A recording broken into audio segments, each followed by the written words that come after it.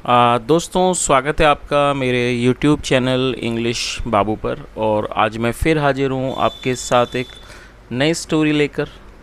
और दोस्तों, आज जो स्टोरी मैं आपके लिए लेकर आया हूँ ये एक शॉर्ट मॉरल स्टोरी है। बहुत ही प्यारी कहानी है, सुनकर आपको बहुत मज़ा आएगा। और उसके अलावा दोस्तों, इस स्टोरी में आपको कुछ नए इंग्लिश के वर्ड मीनिंग सीखने को मिलेंगे, उनकी करेक्ट प्रोनाउंसिएशन के बारे में पता चलेगा। और हमेशा की तरह जो इसका ग्रामर का पार्ट है उसे बिल्कुल डिटेल में कवर करेंगे, तो एक एक स्ट्रक्चर को आप बहुत आसानी से सीख पाएंगे। तो चलिए दोस्तों, आज की इस कहानी को हम शुरू करते हैं। और सबसे पहले कहानी का टाइटल देखते हैं। कहानी का टाइटल है द 10th मैन। 10th का मतलब होता है 10वां। द 10th मैन मतलब कि 10वां आदमी। तो दोस्तों, ये आज की इस कहानी का टाइटल है, शीर्षक है। और अब मैं इसे पढ़ना शुरू करता हूँ। और आप लोगों से रिक्वेस्ट है, यदि आपको कहानी अच्छी लगे तो आप इसे लाइक करना बिल्कुल ना भूलें। तो चलिए इसको शुरू करते हैं। Sohan was an educated but unemployed man. क्या मतलब हुआ दोस्तों? ये जो हमारा वाक्य है ये सिंपल पास्ट का वाक्य है। सिंपल पास्ट का मतलब होता है जब हम पास्ट में कोई भी ऐसा वाक्य बनाएं जहाँ पर वॉज या वर्ब का प्रयोग हेल्पिंग वर्ब के रूप में किया जाता है और साथ में नाउन या फिर एडजेक्टिव को लेकर वाक्य बनाया जाता है। और आपको ये चीज़ हमेशा ध्यान में रखनी है कि जब आप सिंपल पास्ट या सिंपल प्रेजेंट में कोई भी वाक्य बनाते हैं तो वहाँ कभी भी किसी भी तरह की वर्ब का प्रयोग नहीं किया जाता है।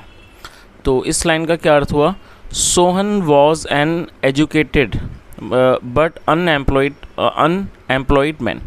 एजुकेटेड का मतलब था शिक्षित या कह सकते हैं पढ़ा लिखा, और अनएम्प्लॉयड का मतलब था बेरोज़गार। मतलब सोहन एक शिक्षित या कह सकते हैं पढ़ा लिखा लेकिन बेरोजगार आदमी था। He wanted to do some work.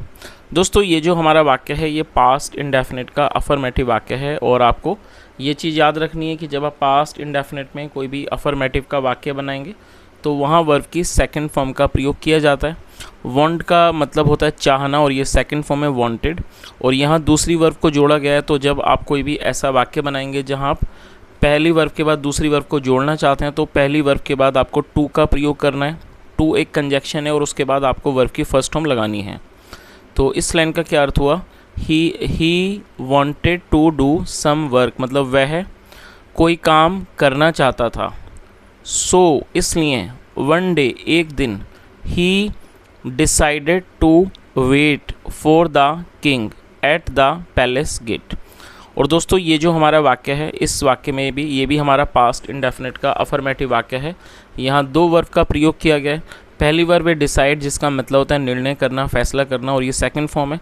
और दूसरी वर्ब है वेट जिसका मतलब होता है प्रतीक्षा करना। तो यहाँ पर भी वेट से पहले टू का प्रयोग किया गया, जैसे मैंने आपको बताया। टू के बाद वर्ब की फर्स्ट फॉर्म लगाते हैं। तो इस लाइन का क्या अर्थ हुआ? सो वन डे इसलिए एक दिन he decided to wait for the king. इसलिए उसने फैसला किया, या कह सकते हैं उसने निर्णय किया इंतज़ार करने का फॉर द किंग राजा का, एट द पैलेस गेट महल के दरवाजे पर। चलिए आगे देखिए।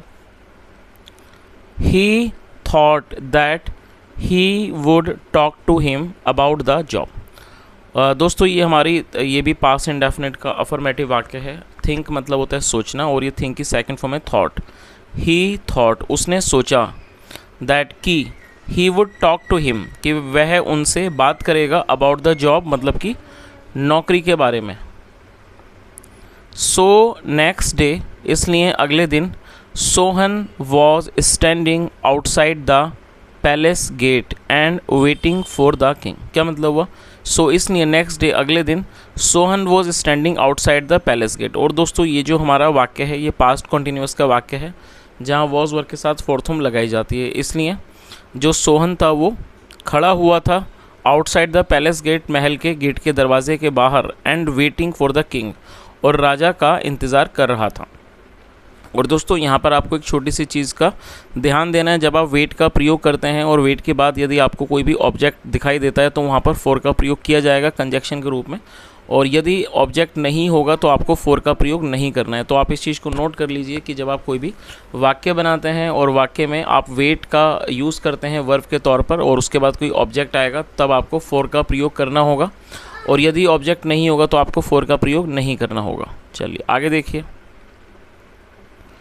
टू पास हिज टाइम, पास का मतलब होता है बिताना, और ये हमारी वर्ब की फर्स्ट फॉर्म है। टू पास हिज टाइम मतलब अपने समय को बिताने के लिए, अपने समय को व्यतीत करने के लिए। He started counting the people, वह लोगों को गिनने लगा। Who went in through the gate, और दोस्तों हु एक रिलेटिव प्रोनाउन है। जब हम किसी का कोई रेफरेंस देते हैं तो हु का प्रयोग किया जाता है रिलेटिव प्रोनाउन के तौर पर, और ये भी हमारा पास्ट इंडेफिनिट का अफर्मेटिव वाक्य है। ये गो की सेकंड फॉर्म में वेंट, वेंट इन का मतलब अंदर जाना, थ्रू द गेट मतलब गेट के माध्यम से। तो इस पूरी लाइन का अर्थ क्या निकला यहाँ से देख लेते हैं। टू पास हिज टाइम मतलब अपने समय को काटने के लिए या अपने समय को व्यतीत करने के लिए। He started counting the people, वह लोगों की गिनती करने लगा। Who went in through the gate मतलब जो गेट के माध्यम से, दरवाजे के माध्यम से होकर अंदर गए। चलिए आगे देखिए। Through out the day, through out का मतलब है पूरा, थ्रू आउट द डे मतलब कि पूरा दिन। ही काउंटेड, उसने गिने, और ये दोस्तों ये काउंट की सेकंड फॉर्म है। काउंट मतलब गिनती करना, second form counted. Through out the day पूरे दिन। He counted 10 strangers going in, और दोस्तों आप इस वर्ड को नोट कर सकते हैं। स्ट्रेंजर का मतलब होता है अजनबी, अनजान इंसान को स्ट्रेंजर कहा जाता है, और ये इसका प्लूरल नाउन है। तो इस पूरी लाइन का क्या अर्थ हुआ कि पूरा दिन।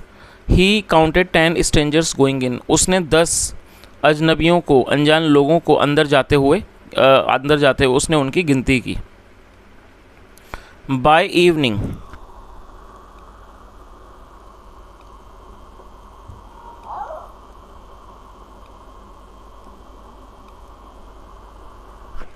बाय इवनिंग, बाय का मतलब तक होता है। वैसे बाय के लिए टिल का भी यूज़ किया जाता है और बाय का भी। तो क्या अर्थ हुआ, बाय इवनिंग शाम तक। 9 of them had come out, और दोस्तों इस वाक्य में हैड के साथ थर्ड फॉर्म का प्रयोग किया गया है। कम, केम, कम, तो ये थर्ड फॉर्म है। और आपको ये चीज़ याद रखनी है कि जब किसी वाक्य में हैड के साथ वर्ब की थर्ड फॉर्म का प्रयोग किया जाता है तो इस तरह का जो वाक्य है वो पास्ट परफेक्ट का वाक्य कहलाता है। तो ये हमारा पास्ट परफेक्ट का वाक्य है जहाँ पर हैड के साथ थर्ड फॉर्म का प्रयोग किया जाता है। तो इस लाइन का क्या अर्थ निकला, by evening 9 of them had come out मतलब शाम तक उनमें से 9 वापस आए थे। चलिए तो दोस्तों यहाँ तक आपको कहानी अच्छे से समझ आई गई होगी। जैसा हमने कहानी में देखा कि जो सोहन नाम का एक आदमी था जो कि पढ़ा लिखा था लेकिन वो बेरोज़गार था और वो कोई काम करना चाहता था, इसलिए उसने फैसला किया कि वो राजा के पास जाएगा और उनसे बात करेगा। और वो बाहर उनका इंतज़ार करने लगा महल के दरवाजे पर। तो और उसने अपने समय को व्यतीत करने के लिए उसने लोगों की गिनती गिननी शुरू कर दी और उसने 10 लोगों को अंदर जाते हुए देखा, उनकी गिनती की, जो कि महल के गेट से, महल के दरवाजे से होकर गए थे। और लेकिन पूरा दिन जब शाम तक उसने सिर्फ 9 लोगों को बाहर आते हुए देखा। चलिए अब आगे देखते हैं आगे क्या होता है। When the king came out of the palace gate, और दोस्तों ये कम की सेकंड फॉर्म में केम, और ये हमारा पास्ट इंडेफिनिट का अफर्मेटिव वाक्य है। When the king came out of the palace gate मतलब जब राजा महल के दरवाजे से बाहर आए। Sohan asked for a job, और दोस्तों आस्क का मतलब पूछना, और आप इस चीज़ को नोट कर लीजिए। यदि आस्क के साथ फॉर भी आएगा तो इसका मतलब चेंज हो जाता है। इसका मतलब आस्क फॉर का मतलब था मांगना। Sohan asked for a job, जो सोहन था उसने एक नौकरी मांगी। बट अनफॉर्चुनेटली, दोस्तों अनफॉर्चुनेटली एडवर्ब है जिसका मतलब होता है दुर्भाग्य से या कह सकते हैं बदकिस्मती से। लेकिन बदकिस्मती से द किंग सैड नो, राजा ने ना कहा टू हिम, उसको। तो इस पूरी लाइन का क्या अर्थ हुआ कि When the king came out of the palace gate, Sohan asked for a job, but unfortunately the king said no to him। मतलब कि जब राजा महल के दरवाजे से बाहर आए तो जो सोहन था उसने उनसे नौकरी मांगी। Sohan asked for a job, उसने नौकरी मांगी, लेकिन बदकिस्मती से, दुर्भाग्य से राजा ने उसे ना कह दिया। चलिए आगे देखिए। Then Sohan mentioned that only 9 out of 10 strangers had come out of the palace। और दोस्तों ये भी हमारा पास्ट इंडेफिनिट का अफर्मेटिव वाक्य है। मेंशन का मतलब होता है किसी चीज़ का उल्लेख करना। तो आप इस वर्ड को नोट कर लीजिए। जब आप किसी बात का उल्लेख करते हैं उसे मेंशन कहा जाता है और ये सेकंड फॉर्म है। देन मतलब कि फिर सोहन मेंशन, सोहन ने उल्लेख किया कि only 9 out of 10 strangers had come out of the palace. तो इस पूरी लाइन का क्या अर्थ हुआ कि फिर जो सोहन था उसने इस बात का उल्लेख किया कि सिर्फ that only 9 out of 10 strangers had come out of the palace, की महल से सिर्फ 10 में से 9 जो स्ट्रेंजर्स हैं, अजनबी हैं वो बाहर आए थे। तो इस बात का उसने उल्लेख किया। चलिए आगे देखिए। एट वंस का अर्थ होता है तुरंत, तो आप इस वर्ड को भी नोट कर लीजिए। एट वंस मतलब कि तुरंत।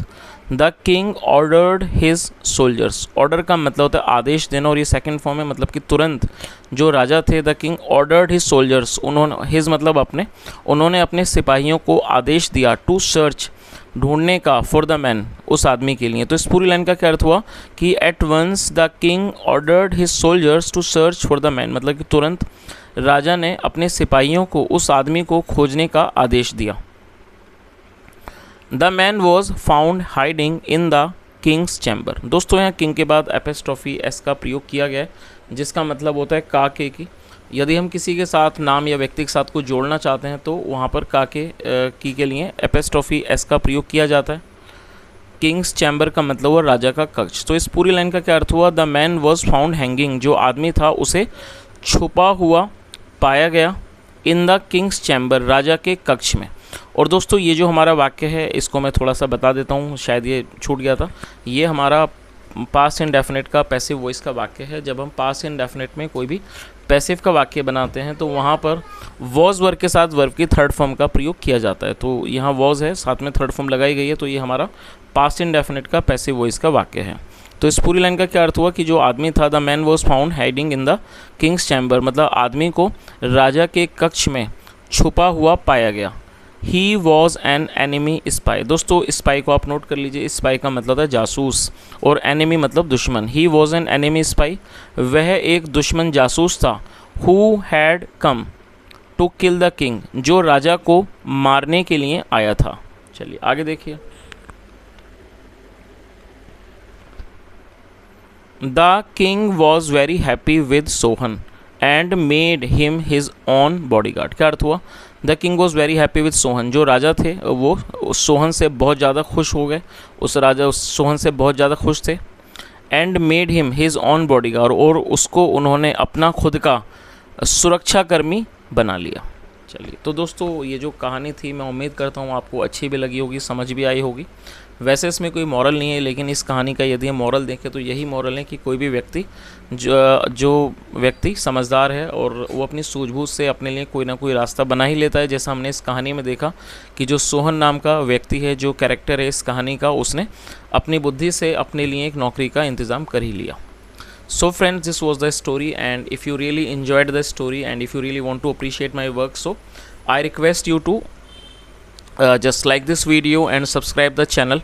And apart from this, I would also like to know your feedback, and because I always want to know that when you are watching my videos, are you getting any type of benefit of or not? Because whenever I make a new video, the motive is that I always want to cover the story where I can cover or I can teach many vocabulary, and apart from vocabulary I can teach you the different type of structures of grammar. So that is the reason it is my request that if you have any feedback, suggestion, do share with me through the comment section, because when I get any type of suggestion I try to improve myself, and it is also helpful for me. So thank you so much for listening. Have a nice day and bye.